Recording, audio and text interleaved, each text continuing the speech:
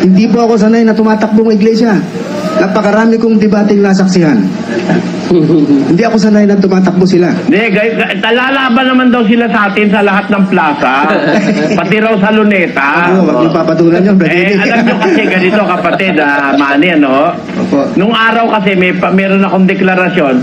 Siguro ako kung halimbawa lahat na magkakaisa-isa sa bayan ng Pilipino, lahat ng pastor dadalhin sa Luneta, no? Tapos mag-uusap tungkol sa pananampalataya, bawat mapatunayang mali, pupugutan ng ulo, pati ako papabugot ako ng ulo pag napatunayan ako mali, ano? Lahat ng iglesia ron ang sinasabi ko, lahat ng ministro pupunta sa Luneta. Ngayon, pinaano nila yun, pinangpupuntos. O, di, gusto mo pala ika sa Luneta, di hinahamon ka namin sa Luneta. Hindi ko naman sinabi ron na iglesia ni Cristo hinahamon ko.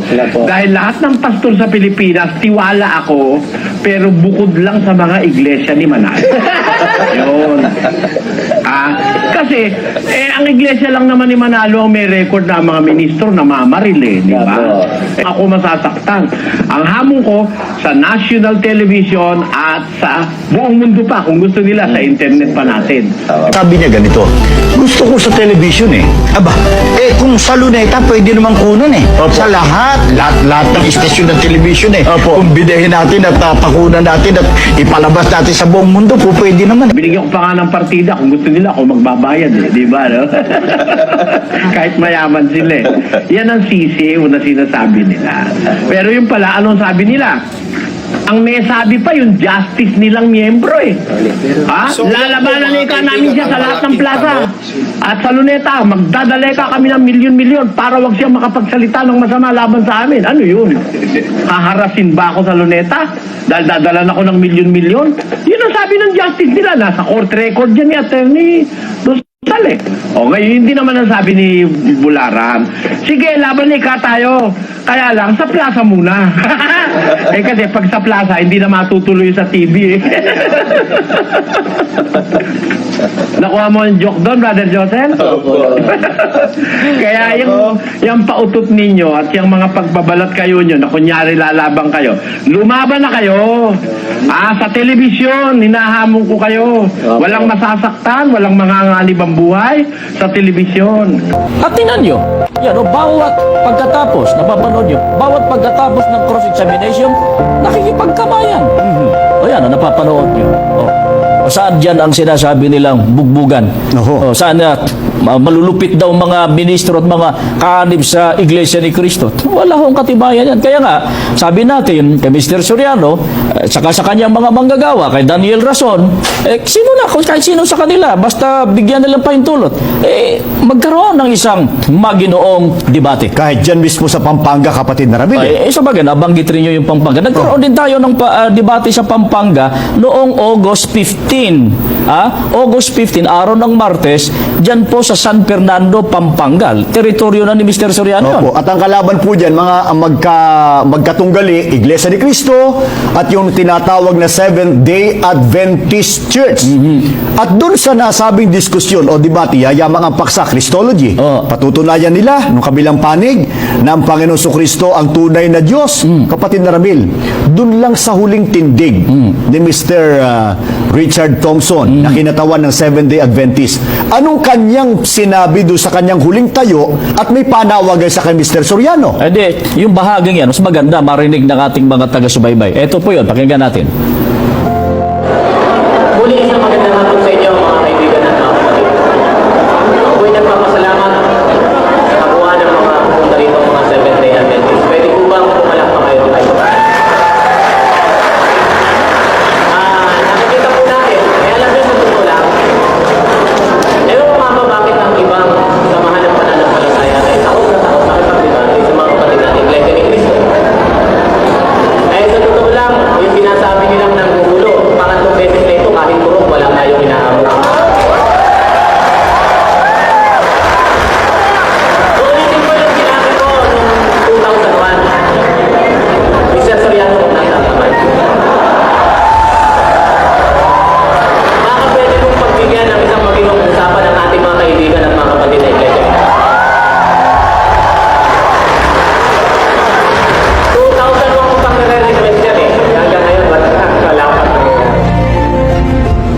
O, isipin nyo mga kaibigan, mga magulang at mga kababayan, yan ho ay nakadiskusyon ng Iglesia ni Cristo. Siya mismo nagpapatotoo tungkol sa kapayapaan. Walang gulo, gaya nung sinasabi ni Mr. Soriano.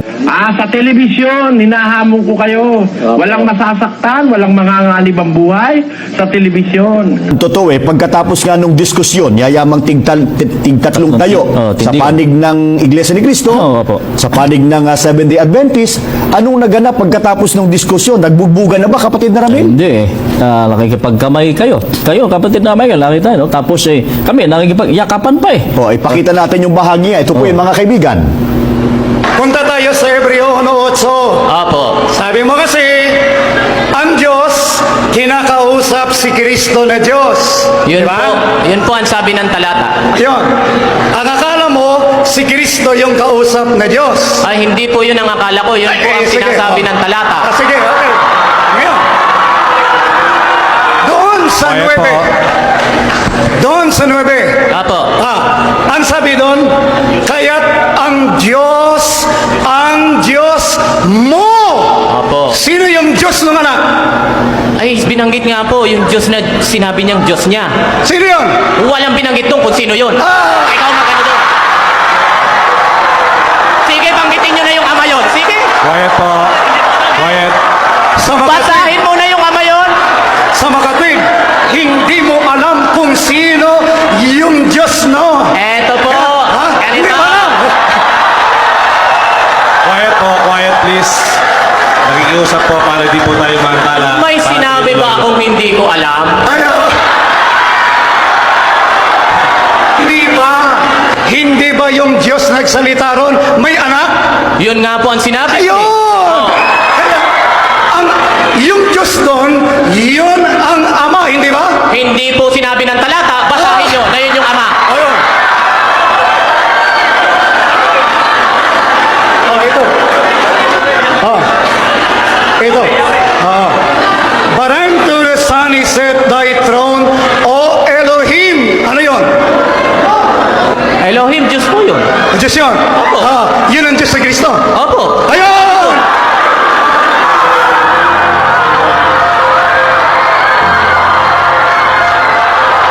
Ayan, nagyayakapan. Nagyayakapan. Walang bumbugan.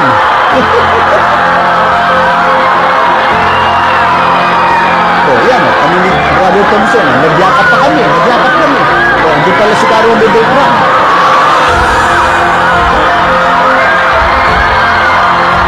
Nagpa-picture pa kami ni Brother Thompson. Yung nasa left side ko. Yung po ay church worker ng Seventh-day Adventist.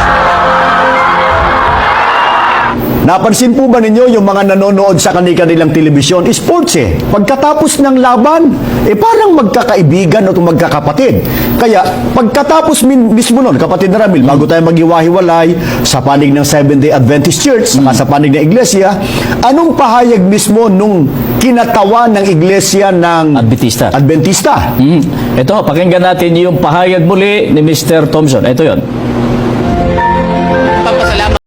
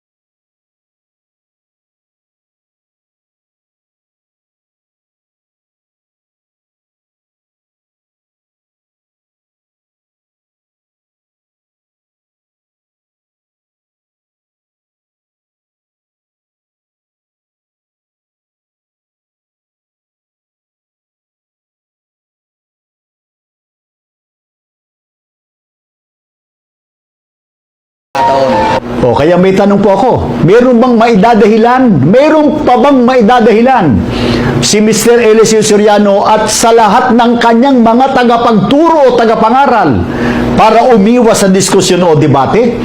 Nakita nyo, nagyakapan eh. Ulitin natin yung bahaging yon, yung isang short video clip na yon. Pagkatapos yung debate mismo, sige, ano Elohim, natin? Diyos po yun. Ayan, no? Diyos yun. Yun ang Diyos na Kristo. Opo. Ayun! Ano? Para mapansin po ng lahat. Walang bugbugan niya. Yan, no? Nagyakap eh. Sports yan tinatawag na sportsmanship. Ayan, no? Oh, si Caramil, oh. Ayun. Oh. Nagharap kami ni kapatid na ni Brother Robert Thompson. Oh, ayan. Nagyakap kami. Oh. Nagpa-picture pa. Oh.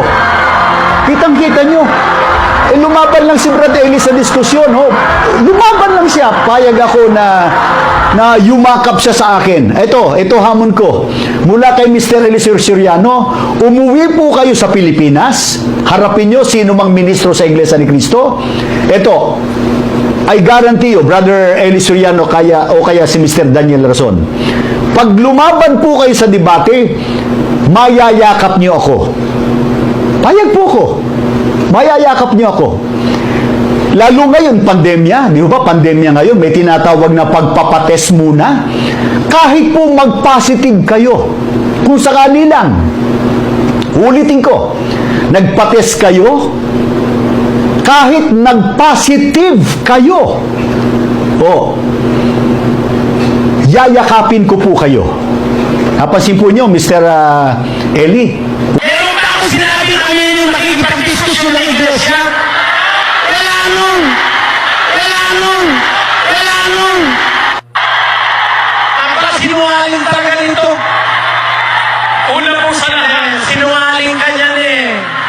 Wala akong sinabing ganon.